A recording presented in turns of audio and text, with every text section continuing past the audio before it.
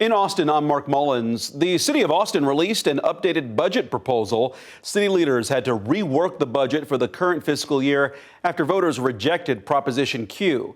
That would have raised property taxes by about 20% compared to the last fiscal year. KVUE's Daniel Perot has more on the new proposed budget and why it is already getting some opposition. After voters rejected Prop Q, the city of Austin now has to balance a budget without more than $109 million in property tax revenue. To meet that shortfall, they're taking an axe to the budget, cutting $5 million from Parks and Recreation, cutting or reallocating $38 million from social service contracts, and chopping $1 million from Austin Fire. This initial budget does not meet the moment.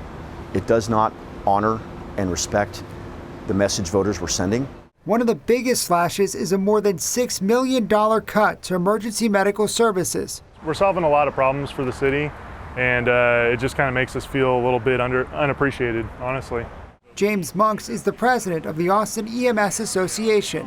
I feel like the city wants to always demand us to run lean, but they don't, and I think that's a problem. Monk says if the cuts stay as is, they'll have fewer medics on the streets, which means slower response times. I think it's a shame that the city doesn't actually prioritize us and value us more. Since this summer, they've had to temporarily pull ambulances from service because of budget issues. Monk says these cuts would exacerbate that. People are already, facing burnout. They're already overworked. They're already tired. And now this is just another blow to that. Matt McCowiak, co-chair of Save Austin Now, which led the opposition to Prop Q, says he knows the city is in a tough spot with the budget, but he will fight against any cuts to public safety. All political options are on the table, and I mean all options. If they don't understand the support for public safety that the citizens of this city have, they will. In the proposed new budget, the Homelessness Strategy Office will get a roughly $3.7 million increase. Other states invest in homeless services. The state of Texas doesn't do that. So it's up to us to deliver those services because we're on our own. City leaders are expected to move ahead with a 3.5% property tax increase next year. That's the highest rate they can use without voter approval. We are going to try to minimize the damage, but it is going to hurt real people. City leaders now face tough choices in finding ways to offset the lost tax revenue. Daniel Perot, KVUE News, Austin. City council members are set to get a briefing about the proposed new budget on Thursday. They could pass it as soon as November 20th. Also on November 20th, Austin ISD's Board of Trustees is expected to vote on the updated consolidation and boundary change plan. Community members gathered in East Austin to learn more about the proposal that now has 10 schools slated for closure instead of 13. This was the first Q&A session since the district revised the plan. It was released on Halloween. Austin ISD officials say they are trying to take every option into consideration, but time is running out. I just don't think that they should try to fix something that's not broken. While we can't always accommodate the requests, we are very intentionally exploring all of the ideas that come forward to us. The district is scheduled to release the final draft of the consolidation and boundary change plan on Friday, November 14th. Texas politicians setting their sights on the 2026 midterms officially took the first steps to enter primary races. Saturday was the first day for candidates to file for a place in the primary ballot. U.S. Senator John Cornyn of Texas filed as he vies for a fifth term. He joins a crowded group of Republicans vying for that seat, which includes Texas Attorney General Ken Paxton and Congressman Wesley Hunt.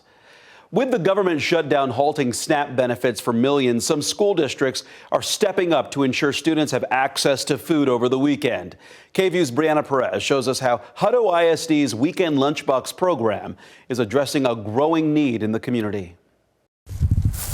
One bag at a time, Hutto ISD is working to bridge the weekend gap for dozens of students who could use a little extra support. There you go. For a lot of our families, school is the one place that's safe, right? Like it provides shelter, it provides AC or heat or transportation and a solid meal. And then on top of it, to be able to give them more food over the weekend, it's a huge help. In partnership with Hutto Discovery United Methodist Church, the district's mental health professionals help hand out shelf-stable food at every campus. Through the Weekend Lunchbox program, each bag packs about $5 worth of food for any student to take home. Thank you. It's our mission to make sure that kids feel safe, right? And we need kids to graduate. And how do you graduate if you're hungry or need shelter or just missing your basic needs? School officials say the need keeps climbing. Last year, the program served about 50 students each week. This school year, about 75 so far. And with federal SNAP assistance on hold, Hutto ISD program lead Jeanette Molina says that they're now getting extra bags to those impacted. We've identified a few families, again, just through word of mouth and having a tight-knit community. Staff members who come to us who are struggling too, all of the above. We've really been able to see the church that we partner with step up. Molina says it's programs like this that can make all the difference in a student's life. There are so many different ways that we are able to fill that gap and make sure that students can come to school and concentrate on school while we take care of some of the things that parents can't always take care of. Program leaders say they're always looking for community support. If you would like to help or get involved, you can look for more information on KVUE.com. In Hutto, Brianna Perez, KVUE News. Well, it has been nearly 2 years since Austin police officer George Pastor was shot and killed during a SWAT hostage rescue call-out. Family, friends, and supporters honored his memory, but the Humble Warrior Games, individuals and teams took part in a 5K run and an obstacle course challenge at Reveille Peak Ranch in Burnett. In addition, participants could take part in free classes teaching how to apply a tourniquet. Those close to George say they miss him, but events like this show how much he meant to others. It's been very hard and I miss him terribly, but it's filled my heart and it's been a blessing to be able to give back to the community in his honor, and I know he'd be so proud and happy that we're doing what he stood for as a first responder and a human being. Everybody that came in contact with him have something great to say about him, and so like whether it was he passed you in the hallway or he taught you something specifically, he just had a way about getting with people and having a huge impact on their lives. And so I think for me, being out here and seeing all these people out here supporting him is just it's just a phenomenal way just to honor his legacy. Proceeds from the event go toward funding grants for training opportunities and wellness and community engagement initiatives for law enforcement agencies and veterans. Those are the headlines in Austin. I'm Mark Mullins.